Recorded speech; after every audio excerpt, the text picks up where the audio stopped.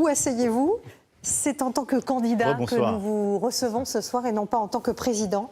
Mais vous avez évidemment, de par votre fonction, un statut un peu particulier par rapport aux autres candidats et à vos adversaires. Cette crise en Ukraine, vous la vivez de très très près. Il y a encore quelques jours, samedi dernier, vous avez appelé Vladimir Poutine une nouvelle fois. Vous avez passé 1h30 au téléphone avec lui.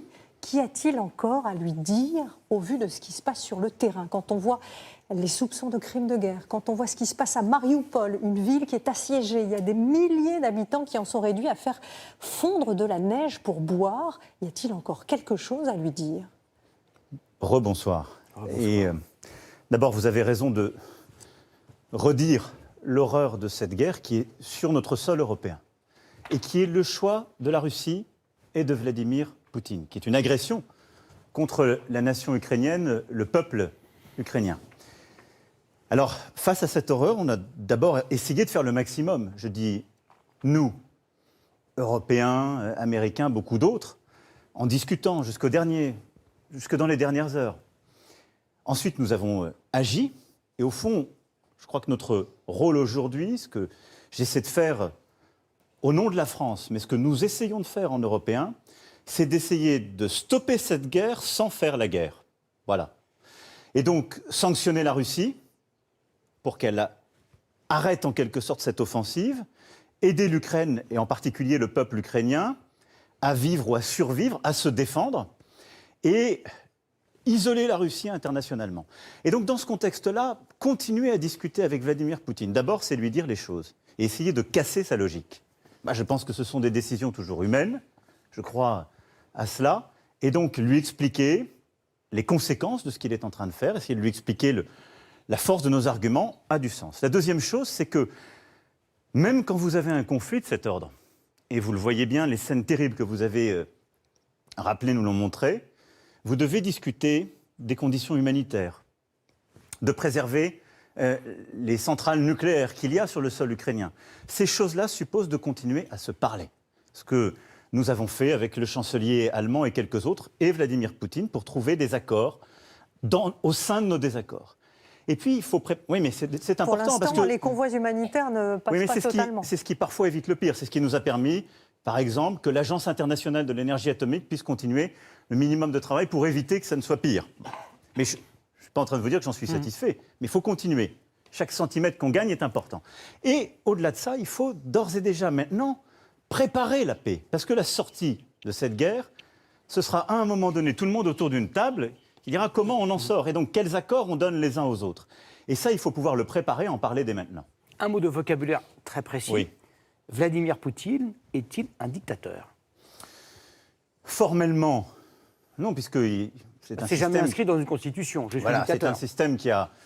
Et je dirais que de là où je suis, le plus important, c'est pas que je le qualifie, si vous m'autorisez ça. C'est que j'essaie de protéger notre pays d'une escalade de la guerre, que j'essaie de protéger nos valeurs que sont la démocratie en Europe, en le conduisant à stopper ce conflit. Donc c'est pas en l'insultant ou en le qualifiant que je serai plus efficace. Ce que comprennent les Français, c'est que vous n'avez pas envie de brûler vos vaisseaux et de dire Poutine est un dictateur, et donc il ne me prendra plus au téléphone. Mais dans ce que disait Yannick Jadot il y a un instant, comment peut-on être surpris par ce que fait, par ce que dit Poutine, quand on sait ce qu'il a été ? Agent du KGB pendant 20 ans, communiste stalinien pendant 20 ans, espion, et après avoir dévoré d'autres pays avant l'Ukraine. Avez-vous été surpris, avez-vous été naïf, vous et d'autres, par rapport au personnage ? Attendez, c'est trop facile de dire ça. Vous avez partout, en Europe de l'Est, en effet en Russie, dans toute cette région, des femmes et des hommes qui ont vécu sous les régimes soviétiques totalitaires. C'est vrai. L'avaient-ils choisi ? Pas forcément. Bon. Ils en sont sortis. Ensuite, Vladimir Poutine, ça a été un dirigeant qui a été aussi celui de l'émancipation de son pays, de son ouverture, de l'entrée au G8, puis au G20, de la reconnaissance internationale. Bon. Donc il y a eu une évolution, une forme de normalisation, de notabilisation, si je puis dire, de la Russie et de ses dirigeants. Il y a eu ensuite, à partir du tournant de la guerre, il y a eu évidemment une guerre très particulière dans le Caucase, en Tchétchénie, il y a eu ensuite la guerre en Géorgie, il y a eu évidemment ce qui s'est passé en Syrie, il y a eu 2014 déjà avec l'Ukraine, et aujourd'hui cette escalade. Néanmoins, je l'ai toujours dit, sans naïveté aucune, il faut prendre les dirigeants tels qu'ils sont à nos frontières. L'Europe ne peut pas être en sécurité et en paix si elle ne parle pas à la Russie, si elle ne construit pas avec la Russie. Parce que c'est notre histoire et notre géographie. Donc pas de naïveté, pas de raccourci non plus, mais une volonté d'avancer. C'est pour ça que dans les prochaines heures, je parlerai encore à Vladimir Poutine, sans naïveté, mais pour essayer d'éviter le pire dans la guerre qu'il a décidée contre l'Ukraine, et essayer le plus vite possible d'obtenir le cessez-le-feu et une architecture de paix. Vous parliez de l'Europe à l'instant, vous avez présidé la semaine dernière un sommet européen à Versailles. On a l'impression que l'Europe a su se mobiliser très vite, notamment sur les sanctions, et puis qu'aujourd'hui elle marque le pas. Est-ce que nous continuerons à faire venir le gaz et le pétrole de Russie? Vous avez promis lors de ce sommet de nouvelles sanctions, est-ce que vous pouvez nous les détailler? Qu'y a-t-il encore à faire? Alors, l'Europe, vous avez raison de le dire d'abord, je le dis avec beaucoup de ferveur et d'enthousiasme, parce que je l'ai toujours défendu il y a 5 ans, et je la défends avec la même force aujourd'hui. L'Europe, c'est notre force, parce que l'Europe, c'est nous. C'est nous qui l'avons faite, c'est nous qui l'avons choisie, c'est nous qui décidons de la faire comme ceci ou comme cela. L'Europe, elle a été forte au moment de la pandémie. Elle a réagi, elle nous a permis de produire et d'avoir des vaccins, entre autres choses. Et l'Europe, elle a réagi de manière forte et ferme au moment de cette guerre. 2e jour, 4e jour, 6e jour de conflit, nous avons imposé des sanctions que personne n'imaginait possibles. Nous avons décidé de déréférencer des banques de nos systèmes de paiement, nous avons décidé de sanctionner des oligarques, pris des mesures très dures qui ont marqué l'économie russe avec un impact tangible sur la monnaie russe et sur la capacité de la Russie à financer dans la durée cette guerre. Ce que nous avons acté, un sommet, vous savez, c'est très important parce qu'on se met à 27, on se coordonne, mais on ne change pas tout dans un sommet du jour au lendemain. Mais on a défini une stratégie, un agenda pour les prochaines semaines. On a dit on va continuer les sanctions à chaque fois que ce sera nécessaire. Nous avons redécidé de nouvelles sanctions là. Vous pouvez nous Donc en parler ? à nouveau, on a étendu les listes d'oligarques, de banques, c'est la même logique. Et comme je le disais à l'issue du sommet que nous avons tenu à Versailles, tout est possible. S'il y a à un moment donné l'escalade du conflit et les choix que la Russie serait amenée à faire, justifier qu'on aille vers les sanctions les plus fortes, parce qu'on considère que ce sont celles qui peuvent avoir un impact, on le ferait. C'est-à-dire qu'il faut se dire que tout est possible en termes de sanctions. Le but du jeu, c'est quoi? Ce n'est pas un jeu. L'objectif, c'est de maximiser le coût de cette guerre pour la Russie et de faire qu'à un moment donné, elle décide de stopper. Bon. Donc oui là-dessus. Mais surtout, l'Europe a acté de s'organiser pour elle-même et de tirer toutes les conséquences du retour de la guerre. Pour sa défense, pour son énergie, pour son agriculture, pour ses matières premières et ses approvisionnements. Beaucoup de choses que la France d'ailleurs défend depuis 5 ans. Quand je parlais en septembre 2017 d'une Europe plus unie et plus souveraine, quand on proposait et qu'on défendait cette Europe de la défense, nous Français, quand on se battait pour une Europe plus souveraine en matière agricole, c'est exactement cet agenda qui aujourd'hui est en train de s'imposer par la force des choses en raison du retour de la guerre. On l'a dit tout à l'heure, l'Europe vit aujourd'hui la plus grave crise de réfugiés depuis 1945. Votre gouvernement estime que jusqu'à 100 000 réfugiés ukrainiens pourraient arriver en France. Est-ce qu'on peut aller jusque-là? Est-ce qu'il faut en accueillir 100 000 et le cas échéant au-delà de 100 000? Oui, il faut prendre notre part. Je vous le dis avec beaucoup de force. L'Europe s'est créée au sortir de la Deuxième Guerre mondiale en protégeant les femmes et les hommes qui fuyaient leur pays en raison de ce qu'ils étaient ou parce qu'ils défendaient la liberté. C'est d'ailleurs, dans toutes nos constitutions, il y a ça. Dans la nôtre, dans notre préambule, dans ce qu'il y a de plus important. Les combattantes et les combattants de la liberté, nous les protégeons. Les femmes et les hommes qui fuient l'Ukraine, aujourd'hui, parce qu'il y a la guerre, parce qu'ils sont menacés, nous devons les protéger, nous, Européens. Il y a aujourd'hui près d'1,5 million d'Ukrainiennes et d'Ukrainiens qui sont en Pologne. Et il y a en Pologne, en Roumanie, en Slovaquie, dans beaucoup d'autres pays de l'Union européenne, en Moldavie, qui n'est pas dans l'Union européenne, mais qui est voisine aussi, beaucoup de réfugiés. Et donc, plusieurs sont en train de prendre la route et arrivent. Nous devons les accueillir dans les meilleures conditions possibles.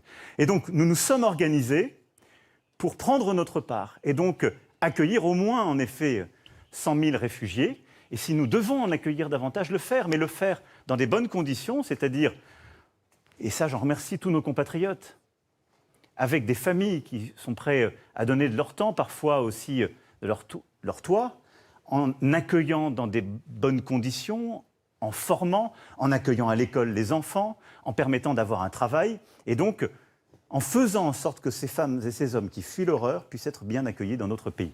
Cette crise ukrainienne, elle nous a aussi mis face à notre vulnérabilité énergétique. Il y a quelques années encore, vous souhaitiez fermer, arrêter 14 réacteurs nucléaires. Aujourd'hui, vous annoncez que vous voulez en construire 14. Vous avez totalement changé d'avis? Pas du tout. Simplement, c'est du temps long. Et donc il faut... Non, mais je vais vous donner le nucléaire. Quand j'ai été ministre en charge de l'économie, je me suis occupé de, entre guillemets, rétablir la filière qui était en train industriellement de s'effondrer. Donc on a fait un mécano, à l'époque c'était Areva, je ne sais pas si vous vous en souvenez. Et il y a eu un très gros travail qui a été fait, remarquable, et tous les salariés d'ailleurs l'ont porté et ont permis de sauver le nucléaire français. Bon. Quand j'ai été élu président de la République, vous avez raison de le rappeler, on avait une trajectoire qui avait été votée par le Parlement. On devait baisser progressivement à horizon 2025 et réduire à 50% notre part de nucléaire. Fessenheim, la décision a été prise, on a été au bout de cette décision. Et je l'assume totalement. C'était parmi les plus vieilles centrales.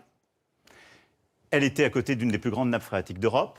Et compte tenu des travaux qu'il fallait faire, c'était une bonne mesure. C'est ce qu'on fait. Il faut l'accompagner pour le territoire, donner des perspectives d'emploi et d'avenir pour le territoire et les salariés. Par contre, dès 2018, rappelez-vous, Édouard Philippe est Premier ministre, Nicolas Hulot est ministre. On dit déjà, on repousse notre objectif. C'est pas vrai qu'on va pouvoir fermer aussi vite les centrales nucléaires. On va avoir besoin d'électricité à bas coût, peu carbonée, et donc on doit revoir les choses. Et je demande ce travail d'experts qu'on lance dès 2018-2019 et qui rend sa copie il y a quelques mois. Et c'est sur la base de ce travail d'experts. Donc ce ne sont pas des choix politiques qui sont non documentés, ce ne sont pas des choix idéologiques. J'ai demandé aux meilleurs experts comment faire pour que la France puisse avoir la meilleure production d'électricité, qu'elle soit sûre, qu'elle soit peu carbonée, qu'elle soit le moins chère possible pour nous, Françaises, Français et nos entreprises. Et donc, la stratégie sur laquelle nous sommes, elle repose sur 3 piliers simples. Le premier pilier, c'est continuer les réductions de consommation d'énergie. Premier pilier. On a commencé à le faire durant ce quinquennat. Comment on fait? On demande aux Français de moins se chauffer? Non, mais on rénove, on change nos pratiques, on rénove, on améliore. Mais votre ministre de l'économie, Bruno Le Maire, a dit « Nous vivons en ce moment un choc comparable au choc de 1973 ». Le choc est historique, En 1973, on avait abaissé la limitation de vitesse. On avait demandé à tous les Français, par la loi, de baisser le chauffage à 20 degrés. On avait éteint les téléviseurs à 23h30. Est-ce que vous allez prendre des mesures aussi drastiques, demander aux gens de se chauffer à 19 degrés et pas plus? Alors, nous ne savons pas où nous en sommes de cette crise et jusqu'où elle ira. Donc moi, je suis prudent. Je pense qu'il ne faut rien exclure. Mais il y a des choses... On sait comment on baisse. On change, c'est adapter nos pratiques. Moins consommer, faire de...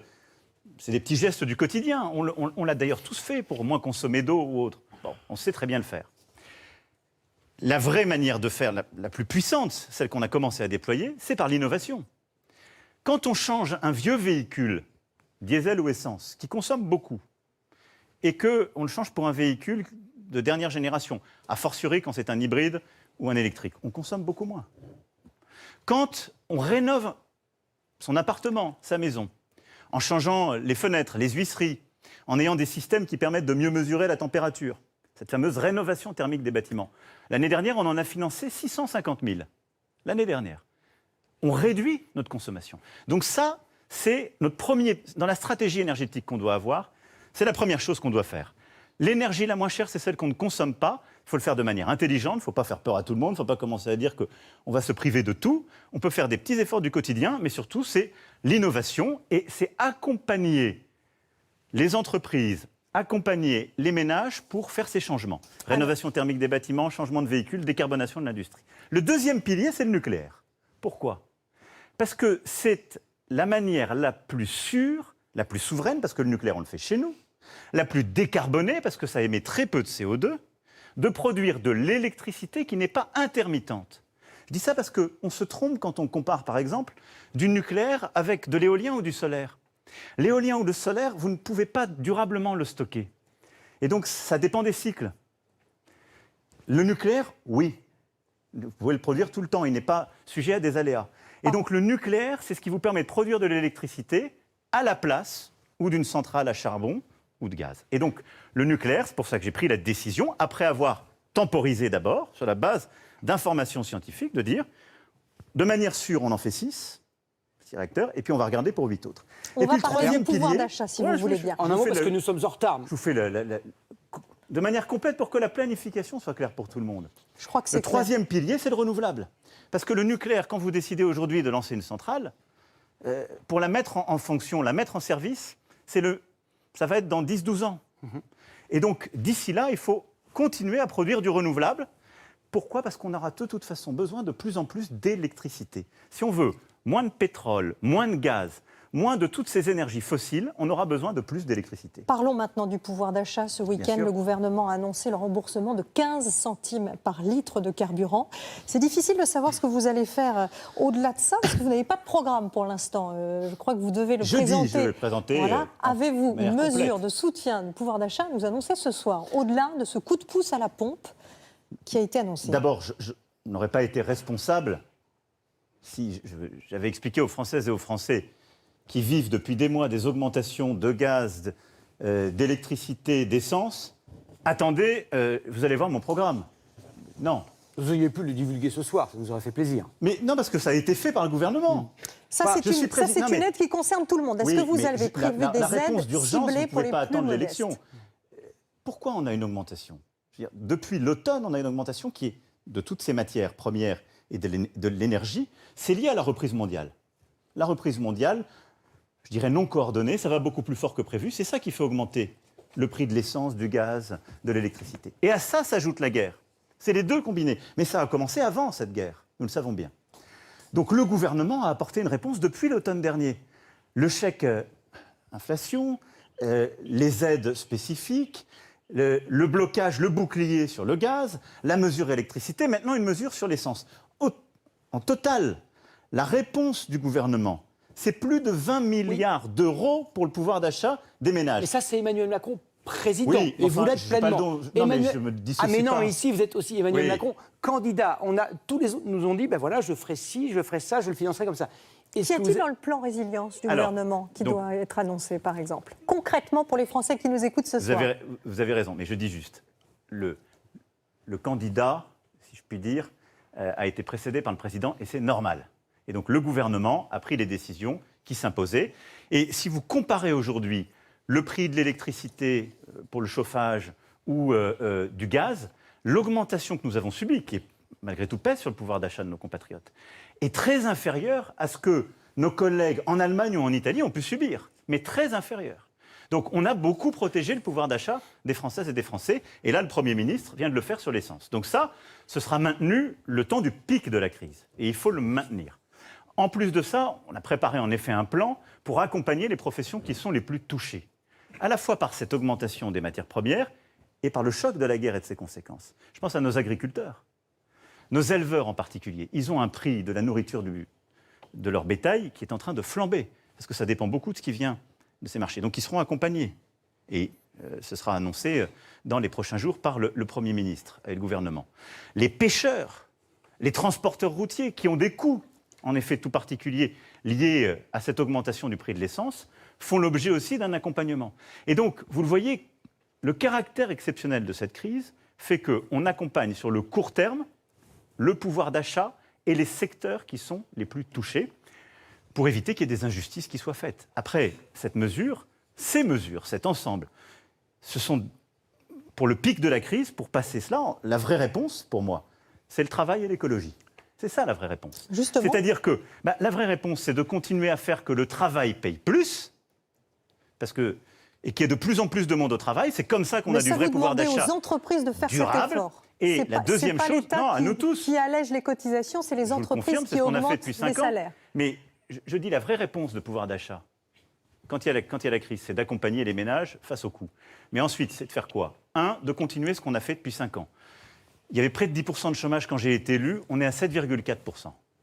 On est au plus bas depuis 15 ans. Le chômage des jeunes est à son plus bas depuis 40 ans. Et le taux d'activité est au plus haut depuis qu'on le mesure. Donc ça, c'est le fruit de nos réformes, c'est le fruit des baisses de cotisations et de fiscalité, et c'est le fruit d'une mobilisation collective. Il faut continuer, et en particulier pour les plus jeunes. Et donc, moi je pense que la première mesure de pouvoir d'achat, c'est de tout faire pour continuer à baisser le chômage. Ensuite, c'est de tout faire pour que le travail paye plus. En multipliant les primes de pouvoir d'achat, j'ai décidé il y a 3 ans une prime de 1 000 € par an. Je souhaite pouvoir la tripler, sans impôt ni charge. Continuer ce qu'on a décidé sur les heures supplémentaires, parce que je pense que leur défiscalisation est une très bonne chose et qu'elle permet de mieux payer celles et ceux qui travaillent. Et poursuivre ces mesures d'accompagnement, justement, qui permettent de mieux gagner quand on travaille davantage. Et à côté de ça, c'est l'écologie. Et l'écologie permet de moins consommer. Et ce que je viens d'expliquer à la fois par la rénovation thermique des bâtiments, l'accompagnement par des systèmes de leasing pour changer son véhicule, c'est ce qui permet aussi de faire de l'économie durable. Et je préfère dans la durée, si nous nous installons dans le contexte qui est celui que nous sommes en train de vivre, continuer à dépenser pour accompagner nos compatriotes qui sont ici réunis, et je vois beaucoup de visages jeunes, je préfère les accompagner pour essayer de les aider à acheter des véhicules, par exemple, qui consomment moins, que de leur payer une partie de leur plein chaque mois. Entre vous et moi, c'est plus intelligent. Vous allez aider les ils Français à acheter moins des voitures électriques et ils dépenseront moins. Vous voulez aider les Français à acheter des voitures qui polluent moins ? C'est ce qu'on a fait. On a accompagné, durant ce quinquennat, 1 million de Françaises et de Français pour qu'ils changent de véhicule. Et ça, c'est pertinent. Parce qu'en changeant de véhicule, on les aide pour une part du reste à charge. Eh bien, très souvent, ils dépensent moins. Parce qu'un vieux véhicule consomme beaucoup plus et ils émettent moins. Et c'est exactement ça qu'on a à faire. Vous savez, on rentre dans les mesures, c'est tout à fait normal. On est en période de campagne. On arrive aussi à la sûr, fin de cet entretien. Pardon de vous presser. Il faut voir qu'on est face à des changements immenses. La guerre qui revient en Europe, et on se dit, est-ce qu'on aura encore le charbon, le gaz sur lequel on pensait pouvoir compter toute éternité il y a encore 1 an ? La crise climatique qui est une réalité et qui est là et qui est aussi urgente. Et face à tout ça, il faut qu'on ait des changements massifs. Ces changements, ils vont supposer qu'on se mobilise tous. C'est ça le « avec vous ». Chacun va avoir son rôle à jouer. Qu'on se mobilise tous et qu'on investisse pour accompagner. Si on n'accompagne pas, c'est pas vrai que ces changements se feront tout seuls. C'est pas vrai. Emmanuel Macron, les 2 questions rituelles et ô combien importantes pour les millions de Français qui nous regardent. La première sur la retraite, mais nous connaissons la réponse, tout le monde la connaît ici. Allez-vous retarder l'âge légal de départ de la retraite ? Oui, la réponse est 65 ans, vous l'avez dit. Comment allez-vous inviter ou contraindre les entreprises qui aujourd'hui se débarrassent de leurs salariés à 55, 56 ou 57 ans ? Comment vont-ils les garder jusqu'à 65 ? Alors d'abord, je n'emploierai pas forcément ce terme-là, mais c'est vrai qu'on a un sujet de chômage de ce qu'on appelle les seniors. Maintenant, quand on regarde les choses, dans les pays qui ont décalé l'âge, on voit bien que comme les gens se projettent sur une durée un peu plus longue, les choses se passent différemment. Au fond, qu'est-ce que je veux faire ? Premièrement, je veux un système plus universel, plus juste. C'était l'intention que j'avais il y a 5 ans. Je n'ai pas pu aller au bout à cause de la pandémie en particulier qui a arrêté la réforme. Je veux mettre fin à ce qu'on appelle les régimes spéciaux pour tous les nouveaux entrants. Deuxième chose, je veux que tous les gens qui ont une carrière complète, tous nos compatriotes qui ont une carrière complète, ils aient une retraite au minimum à 1 100 €. Parce que je pense que c'est juste, et en dessous de 1 100 €, on voit bien qu'on a du mal à finir le mois, pour parler pudiquement. Troisième chose, je veux qu'on prenne en compte les différences dans les carrières. Les conditions ne sont pas les mêmes. Ça rejoint ce que vous dites, c'est-à-dire que quand on fait un métier qui est pénible, qui est dur physiquement, quand on travaille dans un abattoir, quand on est transporteur routier, quand on est justement éleveur, dont je parlais tout à l'heure, et qu'on ne sait pas ce que c'est qu'un jour férié, c'est pas la même chose que quand on est derrière son bureau. Donc il faut pouvoir adapter les règles par rapport à cela. Pardon. Et pour financer tout cela, compte tenu du fait qu'on vit tous de plus en plus longtemps, et c'est bien, il faut décaler l'âge légal et la passer à 65 ans. S'il vous plaît, donc c'est un ensemble. À la dernière et question. Ça suppose aussi de savoir mieux accompagner ce qu'on appelle le travail des seniors. Et donc en effet, ça c'est un vrai travail de dialogue social.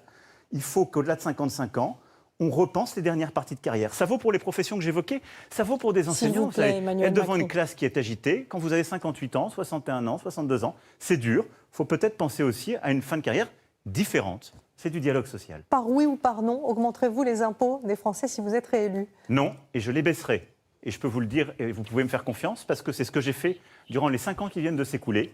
J'avais pris l'engagement, je l'ai tenu, et je l'ai fait malgré les crises, malgré la pandémie, la crise sociale et le conflit que nous avons aujourd'hui. Merci beaucoup Emmanuel Macron d'avoir répondu en tant que candidat aux multiples questions que se posent les Français. Vous voyez l'invité, vous n'allez pas vous croiser, mais vous frôlez. Bon courage. Merci beaucoup. Bonsoir. Bonsoir.